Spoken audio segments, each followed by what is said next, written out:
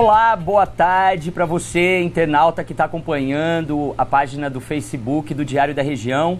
Estamos de volta com os nossos papos culturais das terças-feiras e dessa vez, o nosso primeiro Papo Cultural de 2017, eu estou aqui com o diretor, ator, artista multimídia, o cara que coordena, que comanda o agrupamento Núcleo 2 aqui em Rio Preto, Jeff Teles. Amigo, muito obrigado por você ter vindo, cara. É uma honra te receber aqui. E a gente vai falar sobre muitas coisas, assim. Jeff Teles tem muitas novidades aí para 2017 e é sobre isso que ele veio aqui compartilhar com a gente e a gente vai ficar por dentro de tudo agora. Jeff, neste ano você vai produzir uma websérie sobre a cena artística de Rio Preto, né? Um trabalho que você já vem aí desde o ano passado já levantando material para isso, né? E agora esse vai ser o ano da websérie ganhar a internet aí. O que você pretende mostrar com esse trabalho? Queria saber, né? O que você quer mostrar e o que te motivou a fazer isso, a falar dessa cena artística, falar desse movimento cultural da cidade? Nossa, tem muitas frentes assim para falar dessa websérie, mas eu acho que o que me motiva bastante é... Eu te perguntei eu entrevistei você, Ali. Ah, sim, você me entrevistou. E você me falou uma coisa sensacional, né? Que você é um artista e você também é um jornalista. E sim, que aparece assim, a sua função, o seu ímpeto, o seu desejo é dar voz ao artista. E aí eu vejo uma coisa, o artista, ele tem um espetáculo, ele tem uma obra, né? Ele tem uma obra de arte. Então não é tão simples assim, né? Quando você vai fazer eu quero falar de um assunto X, então eu mergulho num trabalho de pesquisa, e então eu vou concatenar ideias e canalizar uma série de informações para que sejam transformadas numa única obra. Legal. Mas e o artista, né? E o artista fora da obra? O que ele tem para falar? Então, de certa forma, também é dar voz ao que cada um desses artistas tem. Quem é o artista, né? E um olhar para dentro, e não só essa contaminação gigantesca. A gente vive um período extremamente conflituoso no mundo e uma série de informações, uma velocidade incomensurável, né? É muito frenético o ritmo das informações que a gente vive. A informação é bem mais rápida do que a nossa capacidade de digerir elas, né? Assim. Tem um dado muito interessante que um cara me falou, que nos últimos 25 anos nós estamos acumulando mais informações do que nos últimos 2 séculos. Justamente. Ou seja, é muita coisa. O que a gente faz com isso tudo, né? Então, mas aí isso vai levando para outros lugares. Então, assim, quando eu pensei nessa websérie, eu pensei em conhecer o artista, em conhecer a vida desses caras que fazem obras. Porque a obra é um lugar que a gente acessa. Então, assim, você vê uma obra e rotula o artista. Mas e ele, fora da obra, desconectado das suas obras, desconectado das suas produções? Então essa websérie ela vem nesse lugar, um desejo de mostrar para o público quem que é e nos conhecermos, porque eu acho que a gente se conhece muito pouco. Eu acho que eu conheço mais os trabalhos dos meus colegas artistas do que eles propriamente dito. E ao mesmo tempo que a gente consiga também se enxergar mais por dentro, né? Então essa websérie ela surge num questionamento que tem a ver com o mundo, com o momento que a gente está vivendo, que tudo surge de uma pergunta, né? O que fizemos, que estamos indo? Justamente. Então esse é o meu desejo, de a gente se perguntar o que a gente fez e a gente está indo para onde? E é legal isso, assim, você fala do se conhecer, né? O artista, conhecer os artistas, né? E os artistas se conhecerem, né? E com essa experiência para produzir essa websérie, você já colheu depoimentos de vários artistas lá na Casa das Janelas, o pessoal foi lá para dar os depoimentos em vídeo, e você também acabou criando, assim, vamos dizer assim, uma performance, né, até um tanto ousado, assim, uma iniciativa um tanto ousada no Sesc em dezembro do ano passado, que foi Teatrópolis, que você reuniu uma quantidade muito grande de artistas que acho que, assim, pela primeira vez estavam juntos, assim, dentro de um acontecimento artístico, né? Mas é claro que você realizou isso com o objetivo de captar imagens para essa websérie.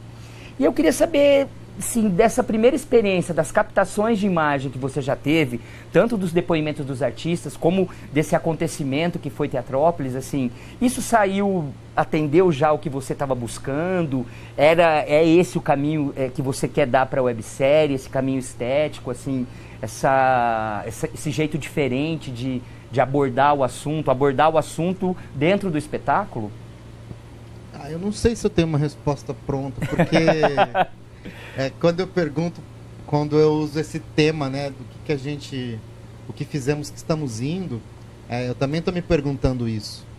Então, eu acho que tudo que eu faço, Arlen, é sempre um esboço para um próximo trabalho, sabe? Eu acho que nada é um resultado, nada eu olho e falo assim, nossa, que obra pronta, que maravilha, que bom, que ok.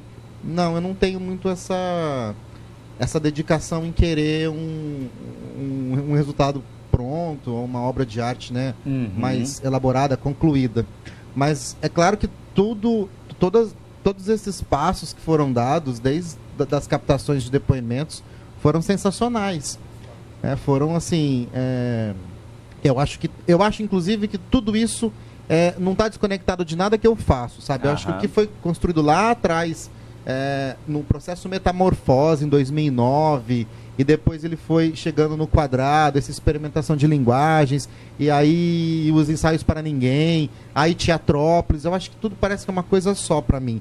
Me agrada muito, né? Mas Teatrópolis, por exemplo, eu fiquei muito surpreso com o resultado de tudo aquilo, eu achei muito interessante tudo aquilo. Mas eu não fiz Teatrópolis, sabe? Eu acho que quem fez foram os artistas. Eu acho que eu sou um cara que teve umas ideias aí e falou, gente, vocês topam? Eu tô com umas ideias aqui, vocês estão afim? Você só provocou, você jogou a eu acho que quem fez ali. Porque eu acho de muita coragem, sabe? Quem participou, quem foi lá e se doou. Cada personagem ali veio de um processo que eu não participei, eu não tinha nenhuma relação. Então é incrível ver esses vários artistas querendo isso também, querendo trocar. Isso é incrível, é maravilhoso. Então eu não tenho esse mérito, não. Acho que quem tem o mérito é todo mundo.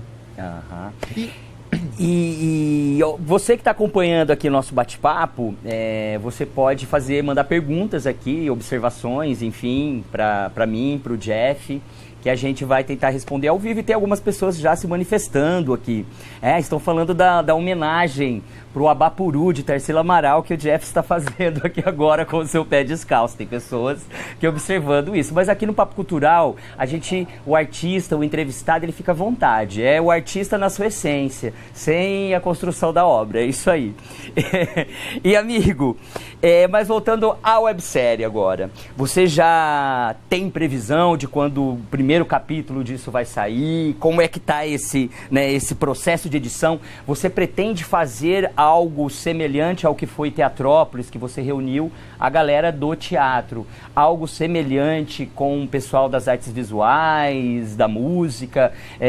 O que você quer fazer, assim, o próximo passo disso?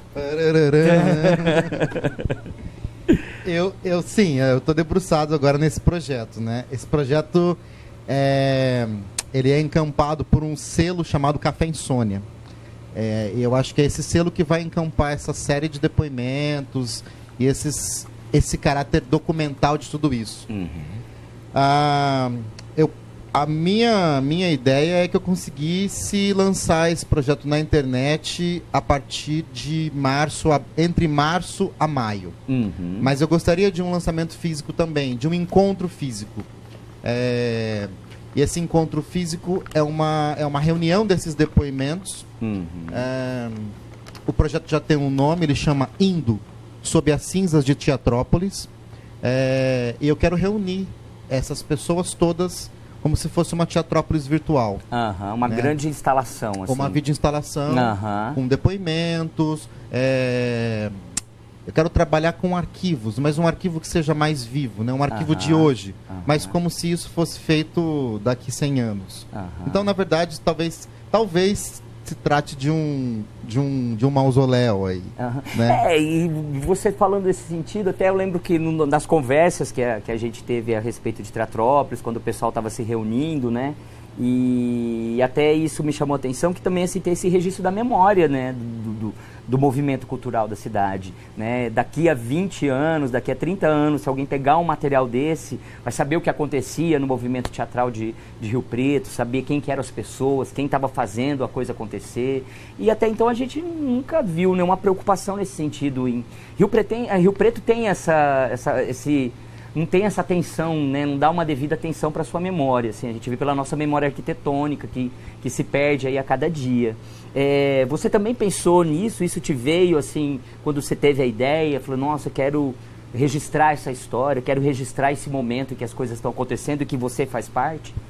Então, Mário, gostoso é aprender com o que você faz, né? O tempo todo, assim, você está sempre aprendendo. E aí uma das coisas que eu enxerguei foi que eu também sempre pensei assim, né? Nossa, Rio Preto não tem memória. Mas a cidade não tem memória, porque a cidade é puro movimento. E no movimento não há memória. Sim. Porque não há espaço para inércia. Uhum. Ela não para, né? Ela está sempre em movimento. E a nossa memória é curta. Então eu acho que a memória, ela é uma prática... Ela não está só no passado, ela está também no presente. E aí eu acho que o Teatrópolis vem nesse lugar sim. Porque se você não parar para olhar, para respirar, você segue um fluxo da vida, da sobrevivência. O artista é um grande miserável que precisa sobreviver. Sim. Então ele faz uma série de coisas, né? O que pinta na frente dele, ele tenta fazer. E aí é um lugar onde muitas vezes ele acaba entrando, mergulhando e esquecendo de olhar para o lado. Então, o Teatrópolis é um lugar de refletir, sabe? É como se tivesse umas salinhas numa grande metrópole, naquele monte de fluxo de metrô, de carros, de bicicleta, pessoas, aviões, pássaros e tudo junto, onde ele pudesse entrar e respirar. Mas aí, o outro também está fazendo isso junto, onde ele consiga olhar no olho do outro e ter uma conversa e falar, e aí, mas o que você está fazendo? Mas quem é você mesmo? A gente esquece, eu acho. Eu acho que sim. A gente está tão enlouquecido nessa máquina que é a vida, cara, que a gente esquece muitas vezes de quem a gente é. E precisa ter alguém perguntando isso pra gente, né? Ainda bem que você está fazendo essa função agora. Jeff, você entrou no universo das artes através do teatro, né? Sim, essencialmente você... né, começou com o teatro, né? Só que a gente observa que ao longo dessa tua trajetória artística, você foi acrescentando, né, dialogando com outras linguagens, para além do teatro, né? E hoje você é um artista multimídia, né? Que, né, as tuas produções envolvem o teatro, envolve a performance, envolve a instalação, envolve o vídeo. Eu queria saber de você como você definiria o teu trabalho e se você acha que o público de Rio Preto e região entende esse teu trabalho.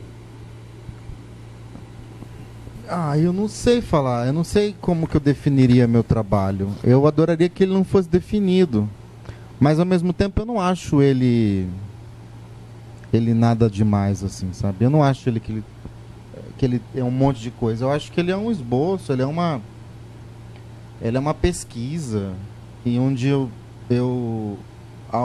que eu tenho como objetivo talvez seja algo mais interessante, sabe? De tentar entender esse hibridismo, sabe? Meu sonho um dia era que eu entrasse numa sala de cinema para assistir um filme e de repente saísse da tela uns atores que mexesse comigo. Entendi. E ao mesmo tempo que eu fosse no teatro e tivesse uma realidade virtual ali e os atores acabassem, eles fossem embora. Então, assim, acho que são as duas coisas mais pulsantes que eu vejo é o teatro e o audiovisual, não o cinema. Mas até a questão de Teatrópolis, assim, quando eu falo Teatrópolis, eu não vejo... Você fala do teatro. A minha formação ela é teatral. E assim, tudo que eu construí foi ao teatro. Acho que se eu tenho uma relação maravilhosa hoje com a minha família, é por conta do teatro, sabe? Sim. Acho que se eu gosto de pensar em cada pedaço de coisa que existe no mundo, é por conta do teatro. Não é por conta de qualquer outra coisa. Então eu devo muito a ele. Mas ao mesmo tempo eu acho que o teatro é a grande mãe. A mãe de todas as áreas, sabe? E eu não me vejo não fazendo teatro. Eu acho que estou fazendo teatro. Aí você fala, não, mas isso é artes visuais. Não, isso é audiovisual. Não, isso é performance, não é teatro, isso é performance. Claro que o teatro tem as suas próprias regras. E são cruéis as regras do teatro, como são cruéis as regras da dança e as regras de todas elas. Então, talvez uma forma também de pensar isso é querer extravasar um pouco essas regras, a título de provocar um pouco isso e se mexer. Porque eu enxergo que a gente vai fazendo, seja lá o que a gente faça, qual a área, qual a arte, qual é a comunicação, a gente tende a se enrigidar muito, a ficar muito, a olhar muito para frente, a ficar olhando para um lado só, sabe? E cada vez mais querer aperfeiçoar. E como eu não tenho nenhum compromisso com os aperfeiçoamentos, eu me considero um rascunho de mim mesmo.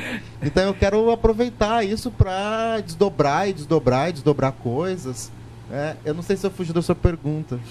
Você não fugiu, né? Porque assim, é meio despadronizar, você quer, né? Você não quer ter um conceito definido, né? É que você pergunta no fim, assim, se eu acho que você acha que o público, entende, né? Como que o público recebe essa sua criação louca? Às vezes nem eu entendo quando você me pergunta, né? Mas o que é isso? Eu falo, se eu me preocupar em saber o que é isso, eu acho que um lugar legal seria a academia, né? Ou a crítica. Eu não sei, eu acho. Eu não quero ter essa responsabilidade comigo, sabe? Então eu não sei. Eu muitas vezes eu acho que o que eu faço é extremamente quadrado, sabe? É extremamente de começo, meio e fim. Claro, o começo não está no começo, o meio não está no meio, o fim não está no meio. Então eu não sei falar. Eu acho que não. Você acha difícil? Eu não sei. Não, eu acho muito ousado, assim, eu acho muito vigoroso, entendeu? Assim, e complicado, porque assim, não falo complicado no sentido que eu imagino isso, assim, para um público que não esteja tão habituado a ter contatos com trabalhos desse tipo, né? Tá mais habituado a esse teatro tradicional, talvez esse contato cause mais questionamentos, deixe mais em dúvida, enfim, né? Mas te pergunto nesse sentido. Mas é claro que a obra também ela se constrói a partir do olhar do público, né? Você concebe aquilo, mas a construção daquilo também depende do olhar de quem está. A gente está conversando sobre lógicas, né? É uma lógica de pensar, né? O entendimento é uma lógica, né? Então a gente constrói a sociedade com as ruas, com as setas, esquerda, direita, contramão, mão. Se você consegue sair dessa lógica, quantas vezes você não pega o seu carro, vai dirigir e esquece o lugar que você passou, porque é automático. Então é interessante quebrar essa lógica para a gente conseguir também ter uma consciência maior das coisas. Isso eu acho muito interessante dentro da arte. Se você segue a lógica a lógica cotidiana, você não quebra absolutamente nada e você perde totalmente a consciência. E aí toda a informação que te dão, você raciocina ela dentro de uma lógica condicionada. Então a sua margem de erro, a margem de pensamento é muito pequena.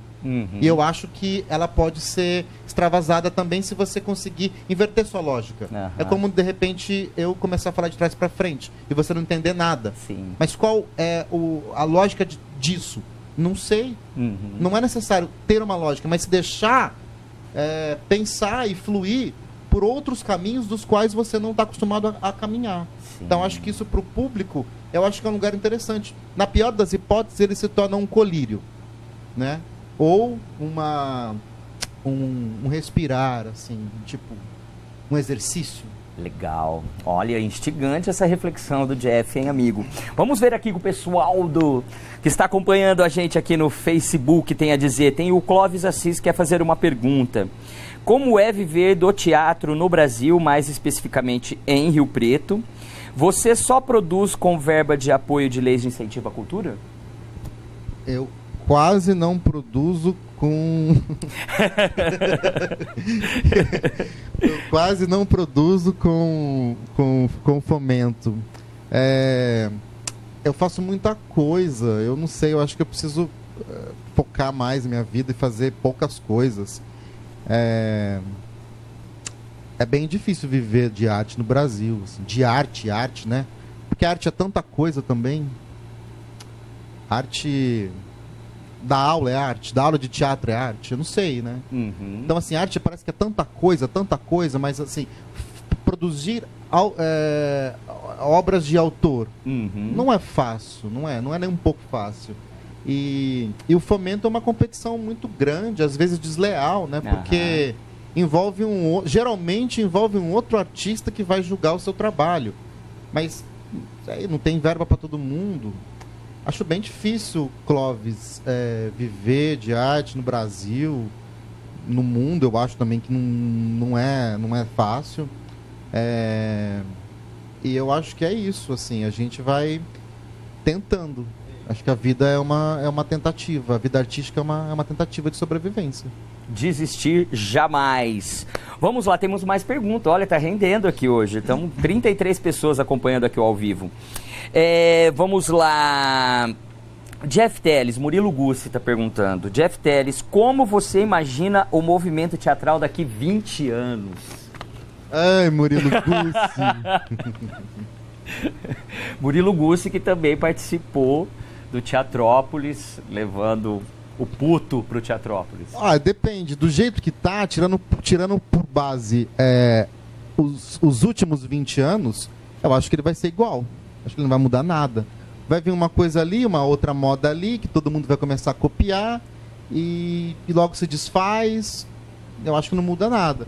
Agora, se for um reflexo de outras transformações que estão acontecendo, se o artista começa a se engajar, eu não digo politicamente, mas se ele começa a se engajar nessas transformações, sobretudo tecnológicas, porque a vida não é mais a mesma, né? Não sei. Sim. É claro que eu não vivia 100 anos para falar isso, é muito complicado. Talvez ela sempre foi assim. Mas você viveu na geração que não tinha internet, por exemplo. Então, assim. mas tinha outras coisas, né? Sempre parece que tem uma transformação. Algo que tá em alta, assim. E a gente parece que é incapaz de aceitar essas transformações como sendo um processo natural, porque ninguém viveu mais de 150 anos. Né? Para falar, não, na década de 60 era assim, no século passado também era assim, sabe? Então, eu fico me perguntando sobre isso. Mas eu acho que tem muita coisa acontecendo e às vezes eu acho o artista muito atrasado no tempo. É tão difícil fazer artes, Clóvis, que para responder para o Murilo, a gente tem que se equilibrar numa corda bamba para conseguir ficar de pé. Então é muito difícil parar, respirar, olhar para o lado, se perguntar o que eu estou fazendo, para onde que eu estou indo. Certo. Tem o Nelsinho Bertoni, grande abraço, Nelsinho, também está perguntando, duas perguntas que até assim, acaba se relacionando com a pergunta do Clóvis. Os teus trabalhos visuais estão no YouTube e os empresários de Rio Preto ajudam no patrocínio? Você já recebeu alguma ajuda de patrocínio de alguma empresa daqui de Rio Preto? Não, estou falando de lei de incentivo, sim, tá? Sim. De patrocínio, não. O que às vezes a gente consegue receber são apoios, né? Uhum. Você precisa de um determinado apoio cultural para uma determinada ação, como no Presente nós fizemos. Quem assistiu o espetáculo, a vídeo instalação ou performance visual, eu não sei o que eu chamo isso. Quem assistiu esse trabalho, por exemplo, fisicamente, né, com 60 minutos de duração, um mês depois recebi uma carta em casa e essa carta tinha um apoio cultural de algum estabelecimento. O Tio Carrasco, Vila Aurora, o Taberna Canova, o Gambofo. Então são vários lugares que apoiaram essas cartas, né? Então assim, eles apoiaram, eles adotaram um espectador por meio dessas cartas, mas são apoios. Agora, patrocínio, eu também nunca fui atrás, mas eu acho que é um pouco mais difícil. Seria uma forma de você conseguir esses recursos através do ICMS ou da Lei Rouanet. O pessoal é mais... não sei também se é uma coisa, particularidade só do interior ou também do Brasil todo, né? Mas as empresas ainda têm, assim... Não tem, ninguém vai te dar nada na vida. Culturalmente não tem essa cultura, né? Ninguém vai te dar nada na vida, entendeu? Uma troca. É uma troca. Se a sua arte, o cara enxergar um negócio, ele for vender mais produtos, ele for ganhar mais coisas, ele vai investir em você. Ninguém vai te dar nada, ninguém vai te patrocinar a troco de nada, entendeu? O patrocínio são quantias que são substanciais, né? Então ninguém vai, isso não vai acontecer. Pelo menos na minha vida isso nunca aconteceu. Se acontecer, avisa a gente, por Eu favor. volto aqui pra avisar a gente. Aí a gente volta aqui para contar como é que foi. Bem, Jeff, no Festival Breu que o Sesc realizou no ano passado, no ano retrasado, em 2015, né? Você participou com um projeto que, assim, eu considero ousado, assim, eu não sei, todos os seus projetos são ousados, assim, para mim, são muito vigorosos, que foi o Ensaios para Ninguém, né? Você promoveu apresentações em lugares bastante inusitados, um curral, um parque de diversões abandonados, enfim. Você acha que, de certa forma, o Ensaios para Ninguém sintetiza essa identidade artística que você construiu aí ao longo da sua trajetória, essas coisas que você foi abarcando aí dentro do teu repertório criativo? O que o Ensaios para Ninguém representa para você, assim? Então, olha, tem uma relação também com a última pergunta, assim, porque, por exemplo, eu não tive patrocínio para fazer isso, eu não tive apoios privados e tal. Mas eu acho que eu sou uma pessoa que tem algumas ideias, né? E quando você coloca essas ideias em prática, você coloca também seus sonhos em prática. Mas não dá para fazer sozinho, é extremamente impossível fazer sozinho. E tanto o Teatrópolis, que é o mais recente, quanto os Ensaios para Ninguém, eles jamais aconteceriam com a potência que aconteceu se não fosse, por exemplo, o Sesc. Uhum. O Sesc foi um braço de ferro para isso acontecer, sabe? E é muito louvável que numa cidade do interior eu ouça, depois de mais de um ano, ser entrevistado e alguém falar que o projeto é muito vigoroso, ele é muito ousado. Uhum. Eu não acho ousado, eu não acho vigoroso, eu acho ele diferente, sabe? Eu acho que eu tenho uma vontade de sair da reta, sabe? Ir para o lado, ir para o outro e bailar nessa grande estrada. Mas para isso você precisa de parceiros. Sejam esses parceiros próprios atores, os próprios artistas, os produtores e uma instituição como o Sesc, que é a grande mãe das artes, sabe? O que isso tudo significou para mim? Significou que é extremamente possível sonhar com esse hibridismo de linguagens, que é extremamente possível você fundir as suas próprias ideias, porque os Ensaios para Ninguém tinha muitas pessoas envolvidas, tinha muitos atores envolvidos, e todos contribuíram, sabe? Eu proporcionei, eu sugeri um eixo, e dentro desse eixo, vários atravessamentos de todas as possibilidades e de ideias, de ensaios, de tudo, né? De todo o conteúdo humano. Foi uma criação coletiva, você não chegou com uma coisa pronta, falou, olha, é isso que nós vamos fazer. Você chegou com uma proposta e todo mundo envolvido foi criando junto. E o projeto nunca deixou de ser, de fato, um ensaio, né? Então, só que assim, a gente tinha público. Então, quem foi assistir pensando que pudesse ser um espetáculo, saiu de lá com essa lógica invertida. Mas espera aí, mas é um ensaio, né? E é para ninguém. Então, como isso se dá? E também é para câmera, né? Porque é muito engraçado você ver, né? O teatro, ele é maravilhoso, o teatro é incrível, ele é sedutor, porque ele é ao vivo, ele só acontece naquele instante. A vida também é assim, ela só acontece naquele instante. E o audiovisual, ele vai tornar esse instante infinito.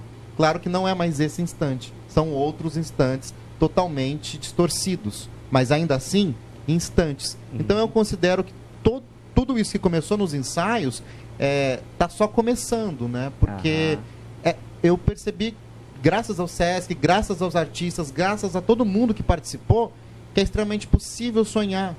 Não, isso, você até colocando o Ensaios para Ninguém e o Teatrópolis, por exemplo, assim, estruturalmente eles têm, né, a mesma ideia, essa mesma coisa da união, de ser algo híbrido, enfim, né, tem se dialogam de certa forma, né? Sim, o Teatrópolis, eu acho que talvez o que seja mais rico nele é você começar com um momento que é absolutamente performático, mas não é performático, porque aquelas performances não são performances, são fragmentos de espetáculos. Ou seja, então já houve um desdobramento de linguagem profundo para isso acontecer. E depois, num segundo momento, que há uma interação com o vídeo, mas num ambiente de confraternização, onde aquilo que foi feito que foi pensado para ser num palco italiano, com controle absoluto de luz e de público e de som, não, ele está no jardim. Então isso eu acho muito interessante, você olhar para aquilo com muito cuidado, com muito carinho, que são obras que foram feitas por outros artistas que não necessariamente estavam nesse processo, e ver como que aquilo se encaixa sem perder a essência daquela cena, ou daquele trânsito, né, ou daquele texto. Então eu acho sempre uma busca que me fascina muito. Legal. Se ela funciona, eu não sei. Não, se ela funciona, você não sabe, mas que você sabe que você não quer o caminho óbvio. O óbvio não te agrada. Não. E isso é óbvio, isso é nítido no teu trabalho. Bem, Jeff, voltando aqui falando sobre a cena teatral de Rio Preto, eu gostaria que você me apontasse um aspecto que você considera extremamente positivo. E eu queria que você me apontasse um aspecto que você considera extremamente negativo.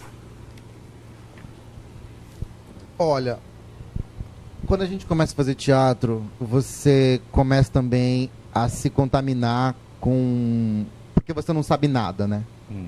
Então você está começando a fazer teatro e tudo que você aprende é uma bíblia e que é praticamente só aquilo existe. Eu citaria como positivo a qualidade dos artistas dessa cidade. Eu acho de uma qualidade muito grande, muito boa. Acho que é muito difícil ver o que me toca às vezes não são artistas ruins, são seres humanos ruins. Entende? Porque se você tem uma história, uma bagagem, se você procura se deslocar do lugar para ser um artista, não tem como sua obra ser ruim. Eu posso não gostar.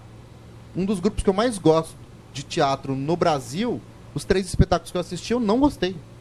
Eu amo o trabalho deles. Mas eu não gosto de ver aquilo.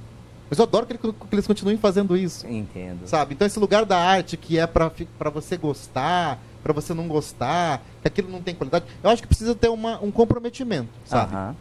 Um comprometimento com vida, com o homem, sabe? De pensar naquilo, de proporcionar alguma alteração, alguma provocação, alguma confusão, algum tipo de coisa tem que estar envolvido com isso. E cada um vai ter o seu rigor.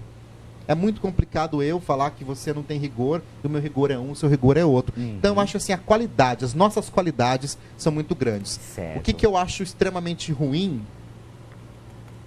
O nosso engessamento. Porque a gente faz teatro e a gente começa a fazer só aquilo. A gente faz dança, a gente começa a fazer só aquilo. A gente faz grafite, a gente vai fazer só aquilo. E de repente a gente começa a se engessar.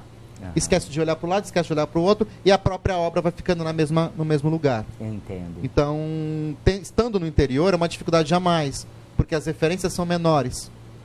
Então eu acho que é isso, a qualidade e esse engessamento. Entendo. Bacana, legal isso. O pessoal aqui tá todo mundo acompanhando, comentando aqui. O Valdecir Geroto, olha, ele falou que faltou uma cervejinha aqui para refrescar as palavras. O Biratã do Brasil, quando veio, ele trouxe uma garrafa de vinho. Então que o clima é bem esse mesmo, assim, é bem anti-TV. Aqui é transmissão ao vivo pelo Facebook. Então a gente é a anti-televisão, a gente é anti o padrãozinho. Boa, Geroto, boa. Legal. Bem, Jeff, né, e a gente falando justamente disso, de se focar numa coisa só, uma linguagem só, e você que foi alargando cada vez mais aí o teu universo de referências, de criações, você acha que você um dia vai voltar a fazer um espetáculo teatral desse jeito mais tradicional, palco italiano, quarta parede, sem nenhuma projeção de vídeo, sem nenhuma interferência, enfim, você acha que você vai voltar a fazer um espetáculo assim, ou isso é muito difícil, esse é o caminho que não tem volta? Primeiro que eu vou sair daqui, eu vou passar na psicóloga para ela diminuir o meu ego, né? Porque eu não entendi. Não é voltar, né? Como assim? Eu não vejo o palco italiano ruim, pode ser alguma, assim. Eu não vejo nenhuma modalidade, nenhuma forma de fazer a arte menor ou maior. eu que sou levado sei lá, por outras questões que gosto de tentar quebrar esses paradigmas aí. Entendo. Mas eu me vejo sim, extremamente me vejo. Os Ensaios para Ninguém, por exemplo, ele é um projeto que o esboço dele começaria com ensaios para ninguém, da forma como ele aconteceu, com intervenções urbanas. Num segundo momento ele se transforma porque tudo foi captado. Nós fizemos 11 encontros, né? Então, assim, é muito material, é muita cena, são muitas performances, são muitas imagens, são muitos depoimentos. E aí eu passaria por uma primeira síntese de construir uma outra obra chamada Galeria para Cemitérios. E aí a Galeria para Cemitérios seria uma videoinstalação encenada. Entendo. E isso tudo é a segunda síntese para espremer mais esse suco e ver o que vira para o palco italiano. Que aí sim seria um espetáculo chamado Cemitério de Ninguém. Sabe? Então, eu não acho ele maior ou menor, eu acho que cada lugar tem a sua linguagem apropriada para aquilo. E é possível você subverter a linguagem daquele lugar estando naquele lugar. Claro, nossa, é maravilhoso quando você encontra isso no teatro, por exemplo. E, Jeff, dos seus trabalhos, tem algum que você tem assim um baita orgulho dele e tem algum que você se arrependeu de fazer? Falou, foi um erro? Ó. Não, elogiei agora, hein, por favor. Não, tudo bem. Olha, eu não sou narcisista. É um outro lugar de pensamento. Mas assim, qual que é o meu orgulho de fazer? Todos, todos. Não tenho nada que eu... Acho que os meus primeiros trabalhos de quando eu errei mais, porque quando eu errei mais significou que eu aprendi mais, sabe? Quando eu tive mais crítica, foram os melhores. Foram os melhores. Mas aí melhor pra quem, né? Pra quem assistiu? Não, pra quem assistiu se ferrou. Porque realmente eu olho pra trás e falo, nossa, que bosta. e já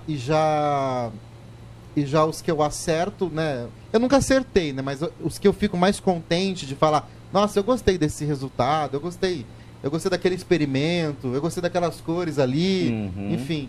Todos, porque eu sempre estou me colocando num lugar de risco, sabe? Eu nunca estou fazendo uma coisa que eu já sei. E esse é um defeito muito grande, né? Porque a hora que eu acho que eu aprendi a fazer um troço, eu vou lá e faço tudo diferente. Desconstrói tudo.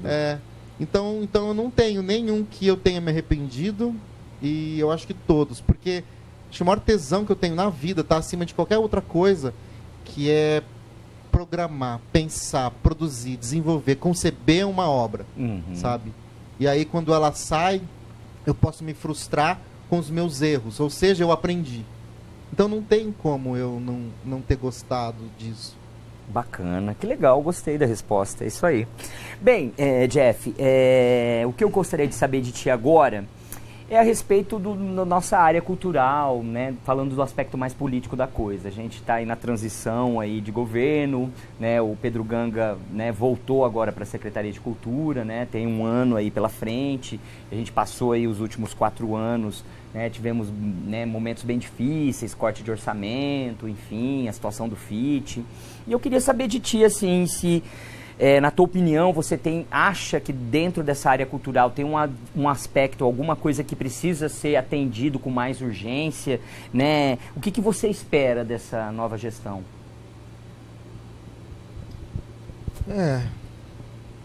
Eu não gosto muito de falar disso, mas é tão importante, né? Já cansou de esperar, né? Eu não acho que a cultura estava esquecida na última gestão. Eu acho que ela foi destruída, sabe? Porque se ela tivesse esquecido, ela estava legal. Ela estava até que, né? A gente conseguia fazer as coisas, ninguém tá olhando pra gente. Não, olhou-se pra cultura e destruiu ela, né? Então é como você tá andando e estão jogando pedras para você tentar desviar. Eu não tô falando só de Rio Preto, né? Rio Preto é onde a gente vive, claro, mas no Brasil...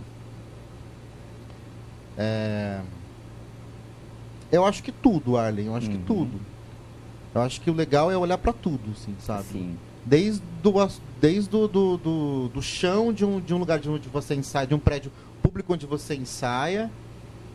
Eu acho que eu acho que a função mais louvável que tem um gestor cultural nesse momento é como a gente começou a conversa.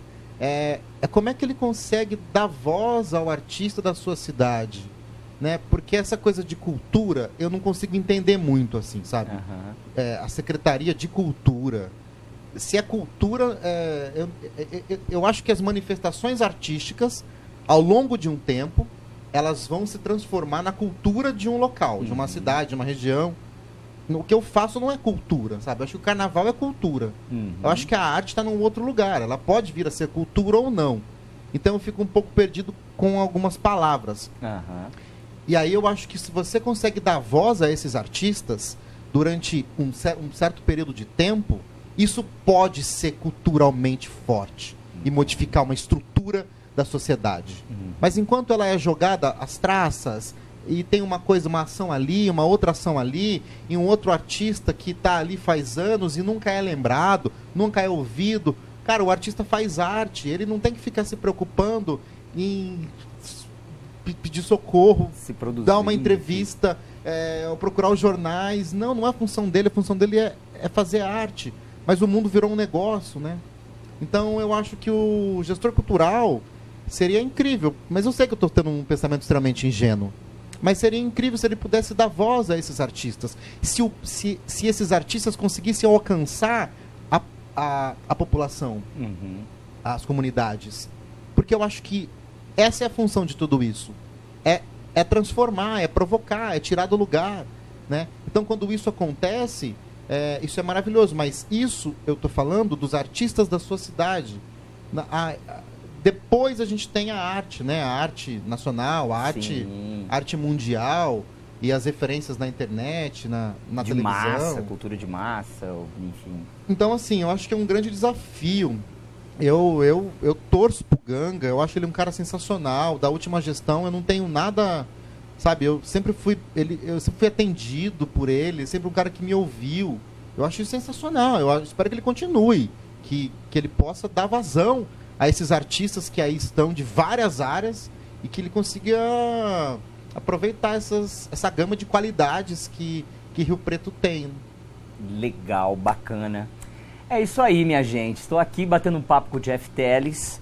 Precisaria de muito mais tempo, precisaria de muita cerveja aqui, porque a gente conversa a noite inteira, se for preciso. Vamos para até um último aqui, blá, blá, blá, blá. Ó, a arte só é cultura quando o artista é culto. Fábio Nunes mandou aqui pra gente. Muito obrigado, viu, Fábio Nunes? Bem, Jeff, quero deixar o microfone, a câmera aí para você convidar o pessoal para curtir a página do Agrupamento Núcleo 2. Como é que acha você nas redes sociais? Como é que acompanha os teus trabalhos aí para poder ficar sabendo quando é que essa websérie vai chegar pra gente? Então, manda o seu recado aí pra galera. Bom, fica ligado no Diário da Região. Eu acho que é um dos canais que o artista tem para conseguir, né, se comunicar as suas obras, as suas plataformas. No Facebook eu sou Jeff Teles. No YouTube tem meu nome também. E tem o Agrupamento Núcleo 2, que é o coletivo. Eu, particularmente, trabalho numa vertente solo, né? Crio projetos para serem desenvolvidos sozinho. E tem um agrupamento, que é o Agrupamento Núcleo 2, onde sempre tem pessoas para pensar, né? E só digitar Agrupamento Núcleo 2 no Facebook e também no YouTube. E aí tem alguns vídeos dos ensaios para ninguém, o espetáculo Quadrado também, que apareceu algumas imagens aí. Enfim, tem uma pequena história por lá. Olha, você achou que ia acabando, mas não acabou ainda. Humphrey Borges aqui, mandando. Humphrey tá perguntando para você quando é que você vai apresentar a obra chamada Facebook. Eu quero saber disso agora, já fiquei curioso. Grande Humphrey Borges, meu amigo Humphrey Borges. Pois é, Humphrey, boa pergunta. Tem muita gente me cobrando também desse trabalho. Foi um trabalho de conclusão da pós-graduação de cinema. E é um curta. Eu já tentei transformar ele numa videoarte para ele não virar, mas para ele não ser mais cinema, para ele ir para um outro lugar. Aí eu achei que eu fui mal sucedido e por isso até hoje ele não foi estreado.